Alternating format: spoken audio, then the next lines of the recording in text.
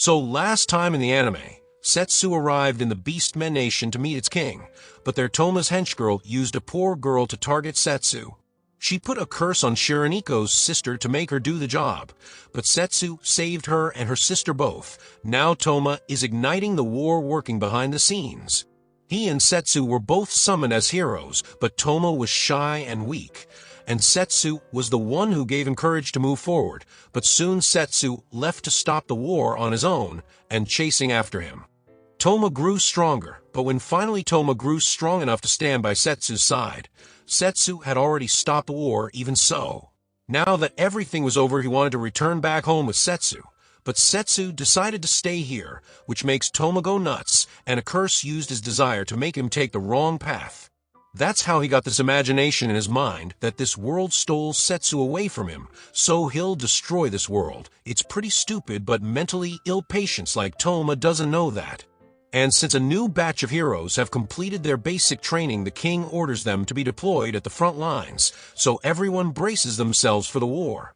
But Thea already sensed Toma's magic presence there. Sadly, at this point, they can't go back and say it's Toma who's igniting the war, not the demons, and that's why only Setsu is their hope. Hana knew Setsu will come before the worst, so everyone got ready for the problems up ahead. And just as boats arrived at the shore, the bloody battle begins right away. Glenn took charge of the heroes group with Elka and Thea by his side. They did most of the job, but some of them spreads out to fight themselves, and Hana saw one group was about to kill a demon.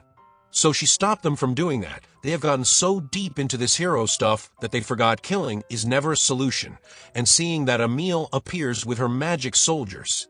Poor Alize was also under her control, and she started killing the human army non-stop, so Elka tried to talk her way out, but it didn't work out. Alize was fully under Emil's control, and then she used her blood to form new monster puppets. Alize was already hard enough to deal with, and now these puppets, yet the three did an excellent job pushing them back. Watching that, Meliour was pissed, and Elka took the chance to kill her at the end, but a stab through her heart still wasn't enough. Her body was modified, which gave her extra organs. Those experiments were pure hell, and that's when Toma saved her life and earned her loyalty. So Meliour used her trump card to infuse herself with a monster cocktail and lay down her life if it means she could help Toma. That monster cocktail turned out to be more than anyone could handle, so death seemed apparent, and that's when Alize woke up and killed Meliour again.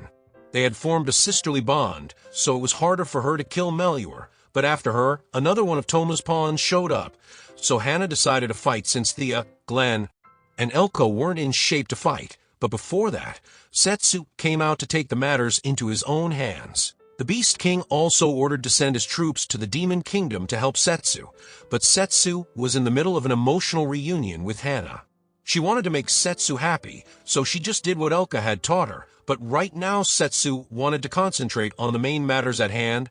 Setsu recognized the enemy was the same guard he fought at Desistal's palace, so he got worried about others, but fighting him was also inevitable, so Setsu gets in. But on the other hand, help from the Beastmen Nation arrived too. Shiraniko still thinks Kuronyu is not evil, so to prove it, she wants to win. Kuronyu was still making fun of Shiraniko, so Miniko taught her a big lesson.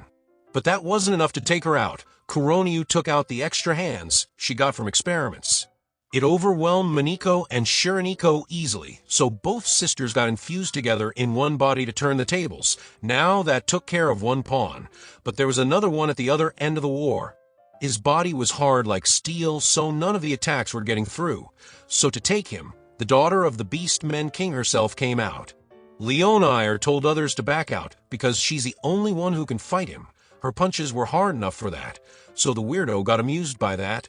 But his body was created to become hard as iron from a very young age through immense torture, and Toma saved him from that hellish lab. Then Leonire attacks him before he could finish talking. But the harder she got on him, the more injuries she also sustained. More so, his power wasn't an iron body. It is to turn himself into iron balls to attack. Just one attack and Leo fell down. Yet she stood up to protect her pride as a warrior of the Beastmen clan. Beastmen have a trait that they burn their life force in their final moment to gain strength and take down their enemies with them, and even after being stabbed fatally. She delivered the final blow as well. The weirdo saw her resolve to keep up her pride, so he healed her up. But for Setsu, he was still in the middle of his fight. The opponent used a limit break and brought out an armor. Now Setsu's attacks became meaningless on him. So Setsu also boosts out his strength to reply with a heavy attack and win. Toma sensed his minions have died, as he himself was in the demon capital. Desistal and Levi were in the castle when Toma appeared there. He knew killing these two would mean the inevitable war, and realizing what Toma was up to, Setsu came out running to save his girls. In 5 years, Toma has grown much stronger than expected, and he can now use his sword as a shapeshifter for new attacks, but his real strength lies in numbers. He could even multiply them, but Setsu defended against all of his attacks, so in a frontal attack, Setsu uses punches to vent out his frustration, so Toma made some distance. Then again, he changed his weapon's form to make it into a magic gun. The power output was something else, and Setsu knew if it fires at a residential area, many people would die. So he took the fight into the air to avoid that, and Toma again changed his weapon's form. So Setsu then brought out his gluttony sword to go all out, and right below them others arrived too. So Setsu told Toma to just surrender because all his minions are now gone. But the guy was just so jealous that Setsu never sees him like he does to others. And in that anger, the curse made him go crazy and use a crazy level of power. It was Toma's limit break that he used to go out of control. Then he was about to target all of his friends, but somehow they put up a barrier to stop it. That gives Setsu enough time to go into offensive and defeat Toma. In a close call, Toma was going berserk all thanks to that necklace he took, and now the curse inside him started to give its power to Toma. It brought Setsu to his knees, but Setsu wasn't an easy person to give up. He still had strength to keep on moving. He first severed the link between Toma and his weapon with a barrier, and then used gluttony to defeat Toma. Actually, Setsu knew about that curse Toma was under, so gluttony only ate up that curse, not Toma, because he has to atone for the sins he had committed. And that marks the end of the war. After a while, they decided how to punish Toma, and Setsu told him to send all his classmates back to their world. It will make Toma use every ounce of magic. And after that, he will turn into magic less, so he won't be a threat, and he could leave from here. Since that was done, Toma decided to travel in that world and atone for his sins. And now that there's no war and peace in the world, Setsu decided to see the world like he had hoped for. But in this journey, Hana was joining him. And right there our video ends for today.